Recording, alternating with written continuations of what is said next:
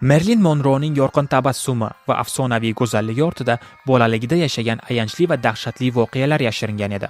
Mehribonlik uylaridagi og'ir kunlar, unga nisbatan qilingan jismoniy va ruhiy zo'ravonliklar uning shaxsiyati va taqdirini shakllantirgan.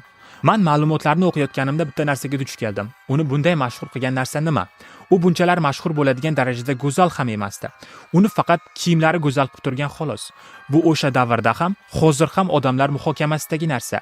Lekin bitta narsa, Merlin Monroe o'zini zamonasidagi eng ideal ko'rinishga ega bo'lgan. Keling bunga misol qilib bitta voqeani sizlarga aytib beraman. 1951-yilda bir jurnalist uning mashhurligini shunchaki chiroyli kiyimlar tufayli deb baholagan. Bunga javoban Merlin Monroe oddiy kartoshka qopini o'ziga moslab kiyib rasmga tushadi va bu rasm oldingidan ham chiroyliroq chiqadi va Merlinni yanada mashhur qiladi. Monroe o'limining razvedka bilan bog'liqligi haqidagi da'vosi uning siyosiy sabablar tufayli o'ldirilganini qo'llab-quvvatlovchi nazariyalarni kuchaytirgan.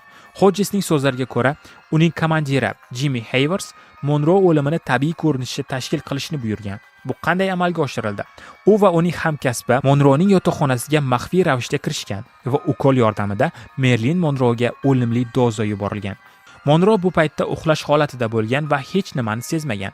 Bu ishda dalil topilmaydi va o'z joniga qasd qilish deb e'lon qilinadi.